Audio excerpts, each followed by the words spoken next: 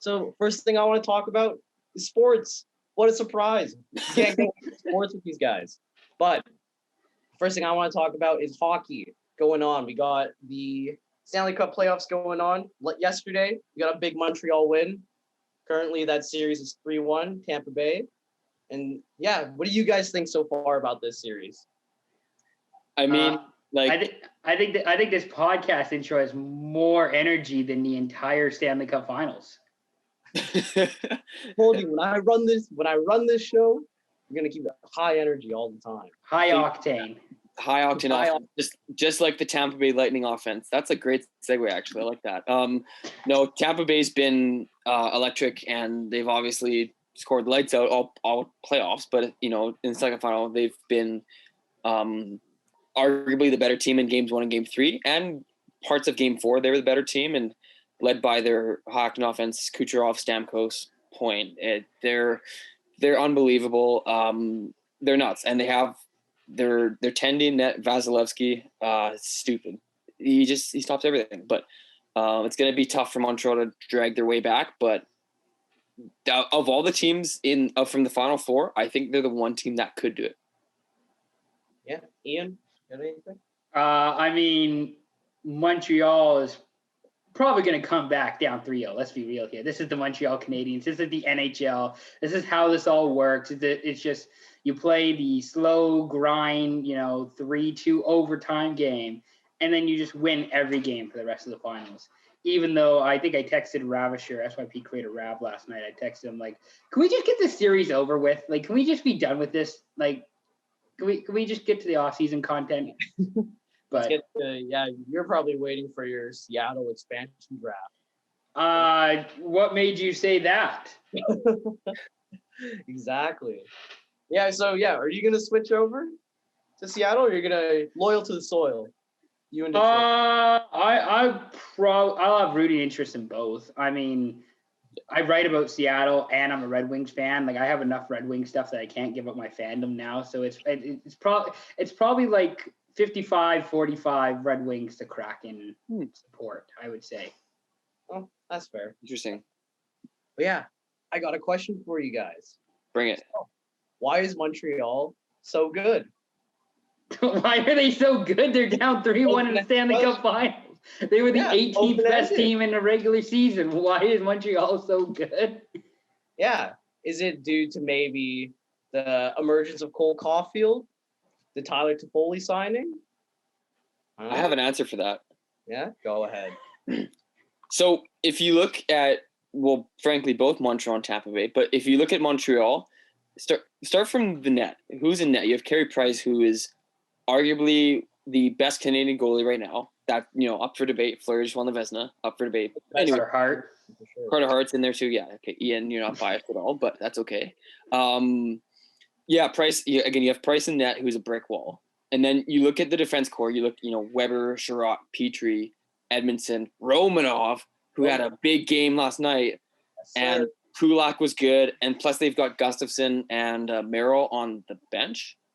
Not even on the bench, they're in the stands, which is just something to say about their defense core and how deep they are. They have I would say 6 defensemen that I would trust as a coach, putting them on the ice not in any situation, but they're 6 solid defensemen there, and their all 4 lines are good, and all 4 lines can score. That's why they're good. Anything to add, Ian?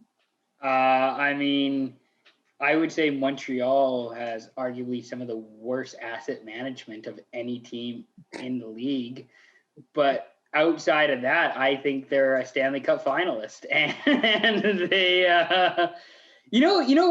why Montreal is so good is the fact that they can tell everybody that only 3,500 people will be in the buildings for game 3 and 4, and it was like 10,000 people that were actually in attendance. They can just sprinkle bullshit on everybody, and they still manage to win in overtime, and they're still alive.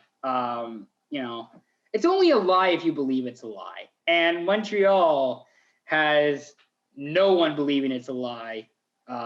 There are more than 3,500 people in attendance in Montreal. That's what I'm going to say. The fans, the hardcore more than allowed fans going into the barn. That's I will say overcapacity. Overcapacity. Well, speaking of overcapacity, the streets of Montreal were just there's probably more people outside than there are. Actually, there is more people outside than there is in the building. Yeah. Which, I mean, fair enough. There's, less chance of transmission if you're outside compared to being inside. I don't know when they show those cutaways to the outside. I don't know if there's less of a chance. Well, I mean, that's okay. There's probably something to be said for that when it's just, dudes kissing one another like on the streets of Montreal with their masks on their chin. Like, yeah, that's probably not a COVID-friendly activity to do. But I mean, it's the finals. What else? Like, what else are you gonna do? July 1st came around. COVID said, "See you later. I'm gone. See you next summer." And so, yeah, right now a little Arnold Schwarzenegger, "I'll be back" with COVID. But yeah, and then I had this one I want to get your guys' opinion on this. Everyone just loves to mention Tampa Bay and the salary cap. I just want to be just super over, but they could, the whole salary cap rules. I just want to know what you guys think. Ian, you go first. You're big. Good. I hope Tampa Bay goes over. This salary cap thing is fucking stupid anyways. I hope they go over. I hope, more teams decide to go over in the future. I hope this is how good Tampa Bay is. Tampa Bay rested their arguably best player, Hart candidate, all year, still managed to finish third in their division, which is a, fairly competitive division. And they're in the finals still. Like, I think more teams should be doing that. That's what I would be looking to do is, like, who can I put on LTIR? Yeah. And just keep adding people. Like, I will say, from Tampa Bay, like, the whole salary cap, yeah, they're over. It's stupid. It shouldn't be a thing. They should change the rules. But it's not even that, too. It's how Tampa Bay's built their team. A lot of their team's homegrown. If you look at up and down their lineup, they only have maybe 7 or 8 of their 20 roster players that are actually like, not from the franchise, which isn't that many. Normally it's like 15 or 16 out of 20 that are not homegrown.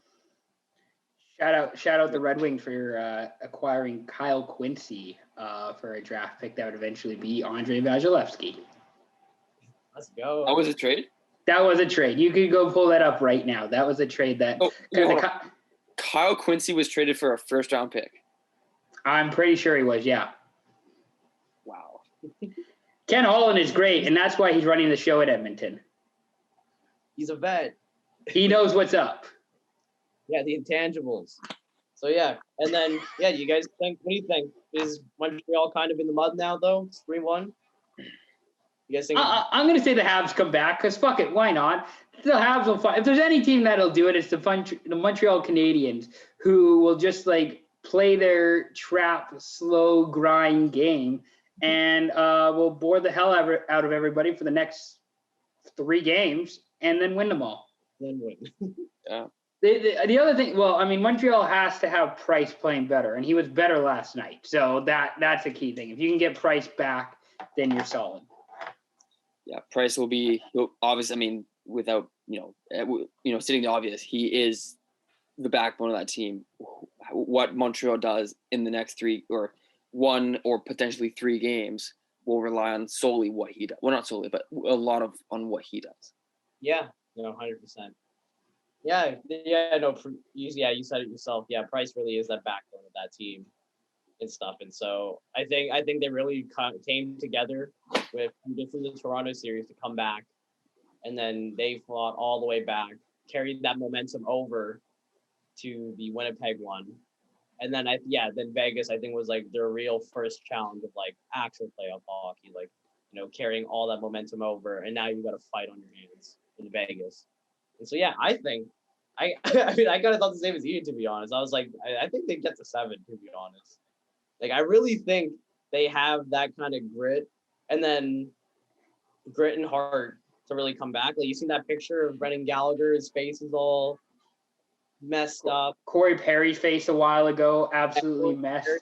Yeah, like I think with them they really do have like the ability to prolong what will happen and even win, to be honest. So